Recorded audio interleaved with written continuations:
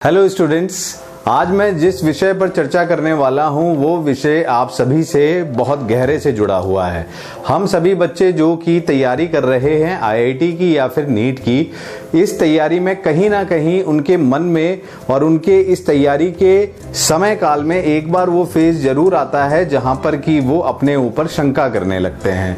हम चाहे बहुत ही विलक्षण बुद्धि के धनी रहे हों, पर ये फेज, ये तैयारी ऐसी है जिसमें हम सभी कहीं ना कहीं एक पॉइंट पर तो हम डिप्रेशन के शिकार हो ही जाते हैं और अपनी काबिलियत पर खुद ही शंका करने लगते हैं कि यार मेरा सिलेक्शन भी हो पाएगा या नहीं हो पाएगा। और उस दौरान सोने पे सुहागा वाली चर्चा तब आ जाती है या वो बात तब हो जाती है जबकि हम बोर्ड्स एग्जाम के करीब पहुंचने वाले होते हैं और हमारा जो डिप्रेशन का पीरियड है वो अभी तक भी गया नहीं होता और हम अभी भी उसी फेज में चल रहे होते हैं। तो हमारी उस जो चिंता थी उस चिंता पर एक लेयर और चढ़ जाती है कि यार सिलेक्शन होगा नहीं होगा वो तो एक बात है, पर बोर्ड में भी अच्छे मार्क्स आएंगे कि नहीं आएंगे इस बात की भी गारंटी नहीं है।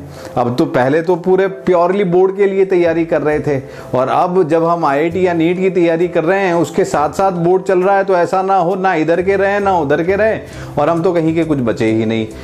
मैं बिल्कुल सही जगह स्ट्राइक कर रहा हूं ना बच्चों, बिल्कुल, क्योंकि ये वो फेज है बच्चों जहां से मैं भी गुजरा हूं। मैं इसे किसी और की कहानी के माध्यम से नहीं समझाऊंगा, मैं इसे अपने अनुभव से ही आपको समझाने जा रहा हूं। मैं जब आईआईटी की तैयारी कर रहा था in the year of 2001 and 2002, तो जब मैं 12th में था, 11th अच्छा गया, कोई दिक्कत नहीं है। 12th में जब हम आए तो 12th के दौरान शुरुआत के 2-3 महीने मेरा एक ऐसा समय काल गया जबकि मैं काफी डिप्रेशन में रहा।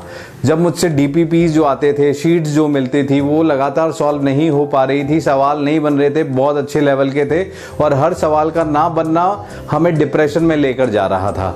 एग्जाम्स जो हो रहे थे, कोचिंग में एग्जाम भी हो रहे थे, तो उनमें भी परफॉर्मेंस बिगड़ता चला जा रहा था। ये देखकर, चूंकि हम एक अच्छे बच्चे रहे हैं शुरुआत से, तो हमें असफलताओं की आदत नहीं होती। तो असफलताओं को आप किस तरीके से हैंडल करते हैं ये भी एक बहुत क्रूशियल पॉइंट है। तो वो जो असफलता का पीरियड जा रहा था वो मैं शायद झेल नहीं पा रहा था और मैं लगातार डिप्रेशन के पीरियड में जाता चला जा रहा था। मुझे आज तक याद है मित्रों कि अप्रैल, मई और जून 3 महीने मैंने कैसे बिताए हैं।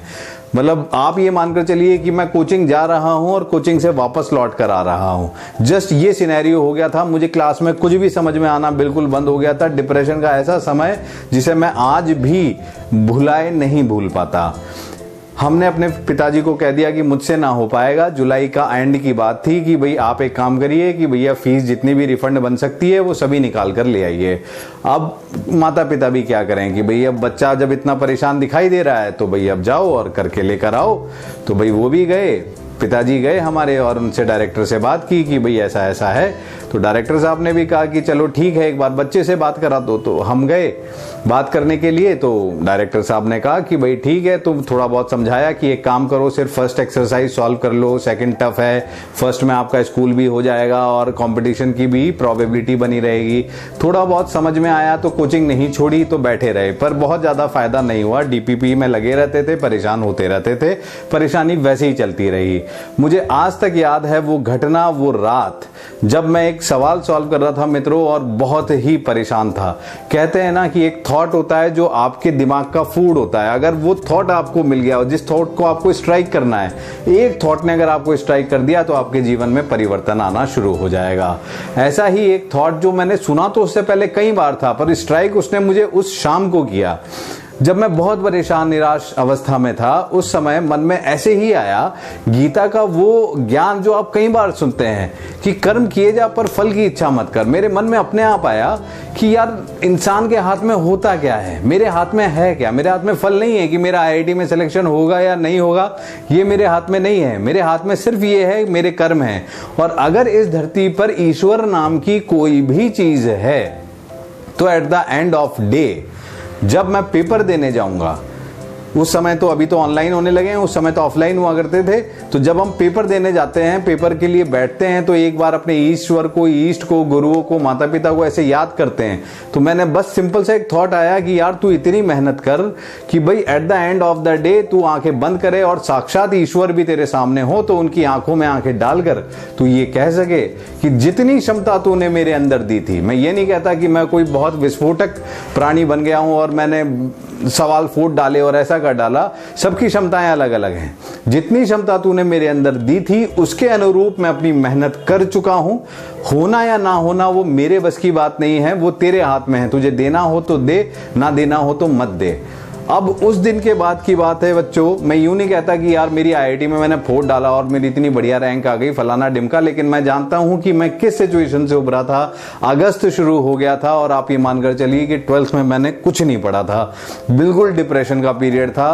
तो उस समय से मैंने, उस थॉट ने मुझे उठाना शुरू किया और अगस्त के बाद दिसंबर में स्क्रीनिंग था, स्क्रीनिंग क्लियर किया।